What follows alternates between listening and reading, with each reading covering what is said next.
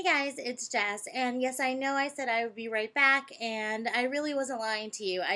Time sort of got away from me this week, and anyway, I am here, and I am ready to do my May wrap-up, and for those of you who did not see my last video and are therefore scratching your heads in confusion, I understand that it's June 18th.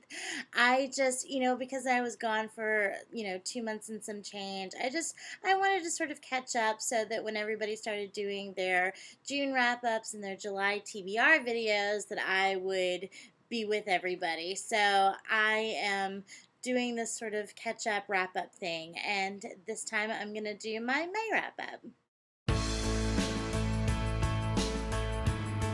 As always, the format of my wrap-up was created by Misty over at Book Rat Misty with a simple thumbs up, thumbs down rating for each book, and I will put a link to her channel down below, and it's hard for me to believe that you guys are not subscribed to her, but if you're not, you should be, so do yourself a favor.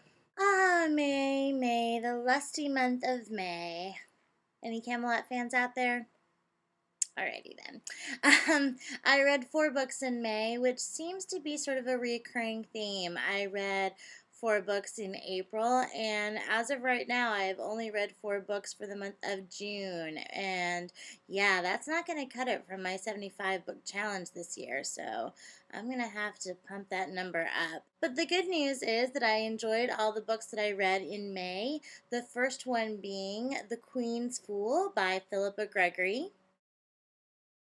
So you may have noticed that you've seen quite a bit of this lady in my wrap-ups, and the reasons for that are threefold. 1, I like her.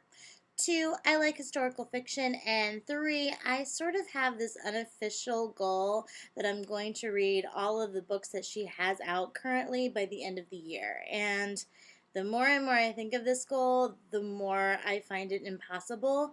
And that is why it's an unofficial goal, because it's not going to happen. But you never know. After all of that, this was a thumbs up, because in case I didn't make it abundantly clear, I like everything she writes, so far anyway. I'm actually going to be reading her YA debut, The Changeling, probably by the end of this month, so stay tuned, because that's going to be different. YA is a whole other animal, so we'll see what she does with that. The next book that I read was The Humming Room by Ellen Potter. This was actually a book that Book Rat Misty, channel below, recommended in one of her wrap-ups, and I immediately picked it up because I always trust what she says. But I was a little bit trepidatious. Secret Garden is one of my all-time favorite books, and this is a retelling of that story. And I am very happy to report that I was definitely not disappointed. This was a big thumbs up. It is just quirky and dark and spooky and heartwarming and all the things that the original story is, except completely different in all sorts of cool ways. And I was completely enchanted the entire time, and you should read it too because it's really good. The next book that I read was Fracture by Miranda. This is a 2012 debut, and I thought it was a thumbs up. I have read some of the reviews, and it tends to be very hit or miss, but I liked it. It wasn't exactly what I thought it would be. There were some elements that I thought could have been expanded upon, and I guess there were some parts that I was less than thrilled with sometimes, but I thought it was a really creative storyline, and I guess at the end of the day, really how I feel at the end of a book sort of decides it for me, and at the end of the book, I thought I liked it, I thought it was a good read, and I'm glad I read it, so there you are. And then lastly, I read Love the One You're With by Emily Giffin. Every once in a while, I sort of have a need for a dose of chick lit, and one of the things that I really like about Emily Giffin is that while she writes, I guess, what would be considered chick lit, it's often with much more substance than usually is in a typical chick lit story. And this was no exception to that rule. This was a thumbs up.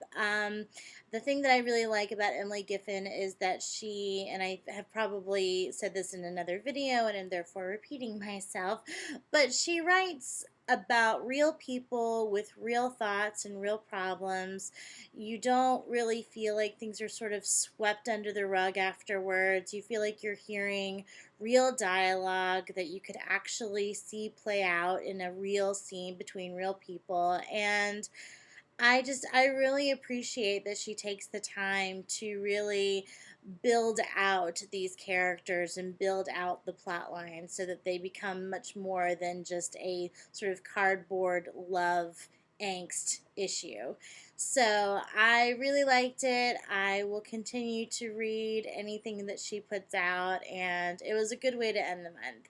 So that was my May. A good month, I think, and thumbs up all around, so that's always a good thing.